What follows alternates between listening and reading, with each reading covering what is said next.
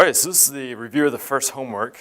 So the first question dealt with why is a negatively tilted trough more favorable for severe weather than a positively tilted trough?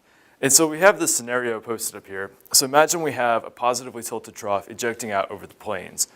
So the part that's going to eject out first will be the upper portion of this trough right here. And when that portion ejects, you can expect a surface low to develop. And notice that the surface low is pretty far to the north. And in terms of the Great Plains, that's going to be really far away from the moisture source. So it's going to be much more difficult to pull moisture up from the Gulf to the northern latitudes. Additionally, your coldest air is going to be back behind towards the west over the Rockies still. So you're really getting a displacement of the best environments. You're seeing the warm, moist sector further to the south and to the east, and the coldest air aloft off to the west. Additionally, if you notice, your boundaries such as the cold front may be more parallel to your upper level winds, which isn't very favorable for storm propagation. So basically what it comes down to is that this setup with a positively tilted trough ejecting out over the plains leads to less favorable lapse rates and less favorable shear.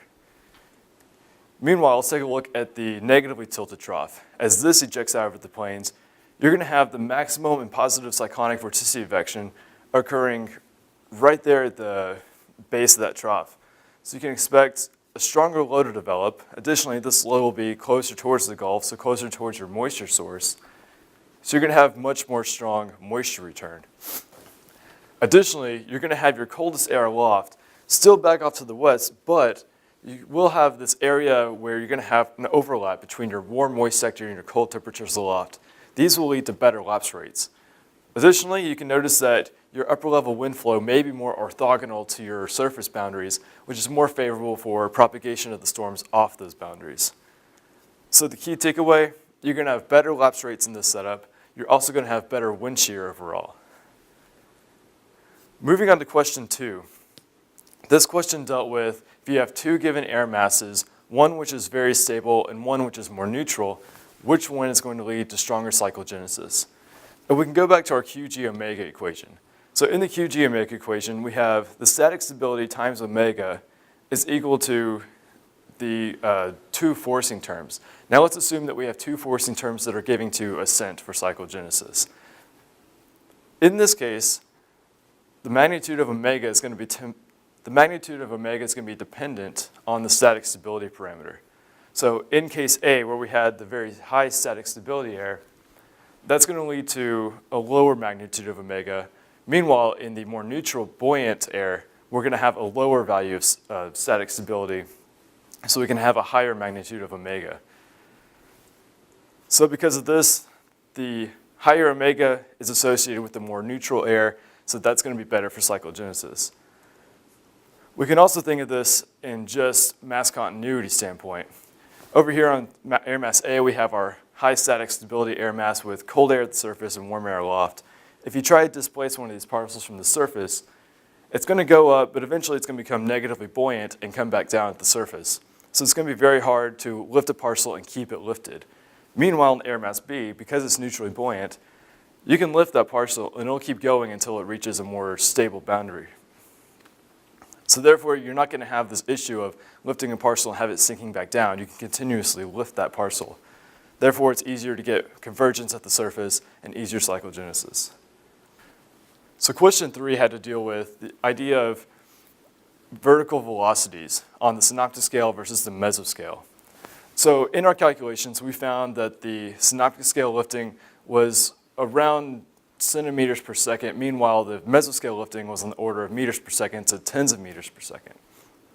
Whenever you convert these to timescales, we see that the synoptic timescale is more on the order of days, while the mesoscale lifting is on the order of tens of minutes to hours.